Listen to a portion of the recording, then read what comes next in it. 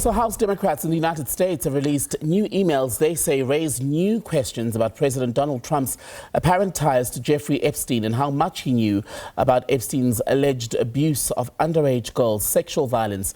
The Democrats released the messages between Epstein and author Michael Wolff and Ghislaine Maxwell, a British socialite who's been fingered or named, in fact, as one of the main actors in the sex trafficking racket. Maxwell is currently serving a 20-year prison sentence on charges related to her role in facilitating Epstein sex trafficking.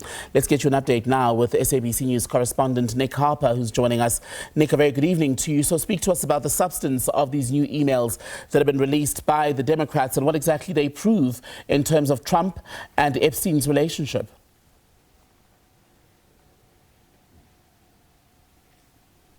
Yeah, good evening. About 23,000 documents released as part of this data dump, many of them including emails written by Jeffrey Epstein himself to a whole host of different people. And the Democrats put that out because they wanted to show the links between Epstein and Donald Trump, links that really Donald Trump had not acknowledged the extent of in the past. He has said that they were friends, that they had a falling out, and he knew nothing about the criminal activity or lifestyle of Jeffrey Epstein. But these emails seem to suggest something rather different. Jeffrey Epstein, in his own words, suggesting that Donald Trump knew what was going on, potentially even the sex trafficking of underage girls to his island. In some of those emails, he says Donald Trump knew about the girls. He also said that Donald Trump spent hours at his house with one of the victims of his sex trafficking ring.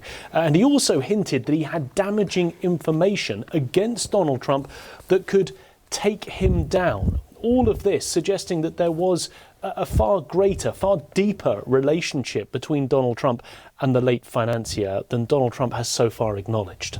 And what is Trump saying now? I know he's previously said that these allegations of a close relationship or any knowledge of Epstein's sexual crimes were basically a political witch hunt, if you will, by the Democrats. But now, in one of the claims, it said that Trump even spent time with one of Epstein's accusers.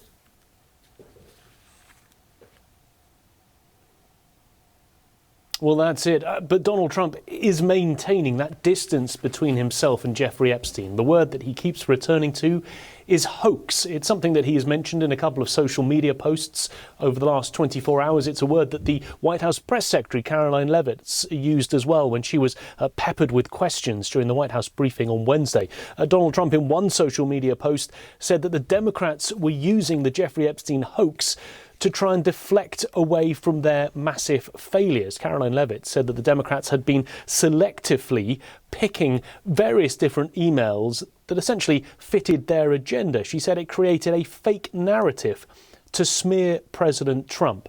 However, one of the lawyers who represents 11 of the Epstein survivors has described all of these emails as legally significant because she says, Lisa Boom says, Epstein himself is pointing a finger at Donald Trump. So even though the president and the White House is trying to create that distance and pushing back against any claims, these emails seem to suggest that there is that connection. And of course, it is something that's being picked over here in the US, internationally as well.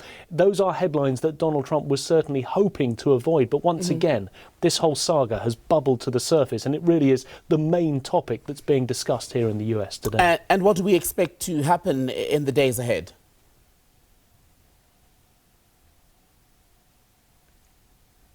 Well, we now know something's going to happen that Donald Trump was very much against. The House of Representatives next week will hold a vote that could compel the Department of Justice to release all of the files that they have on Jeffrey Epstein, something that Donald Trump has been working very hard behind the scenes to prevent from happening.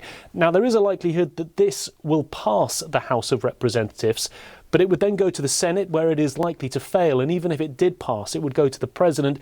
He would need to be the person who green lights the release of these documents. He's therefore likely to veto it. But it does show that there is this groundswell of bipartisan support. Of course, the Democrats are pushing for this, but there are even Republicans, MAGA Republicans on the right of Donald Trump's own party, who are saying that full transparency is needed. And really, that's the only way forward, they feel, to get over this issue, to release the documents, to show the world what's in them. But of course, Donald Trump is trying to put his foot down and say, no, that's not what he wants to happen. And briefly, Nick, one other story that we've been looking at in the United States, the civil rights movement, one of the civil rights movement leaders in the United States, Jesse Jackson, admitted to hospital. What more do we know about his condition?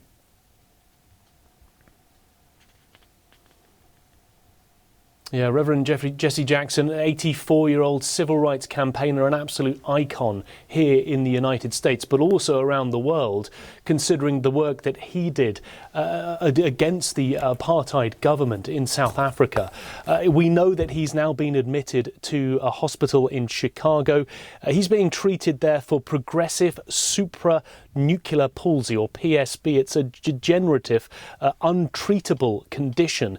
Earlier in the year, he was diagnosed with Parkinson's back in April. This new diagnosis suggests that things have got a lot worse. This is a degenerative condition that affects speech, movement, all of that. He is now under observation in the hospital. His family say that they appreciate all the prayers at this time. Of course, this is the man who mounted a presidential bid back in 1984. He didn't manage to win the Democratic Party's nomination, but largely built around that work in the early 80s was his pushback against the apartheid South African government. He even lobbied the Pope, John Paul II, to visit South Africa to intervene with what was happening. And here in the United States, he pushed hard for US universities and institutions to divest from the South African government, a huge icon of the civil rights movement here in the US during the 50s and 60s, but also very much known for the work that he was doing internationally and with South Africa during that apartheid push to end what happened there. Nick Harper, live for us in the United States tonight. Thank you very much for that update, Nick.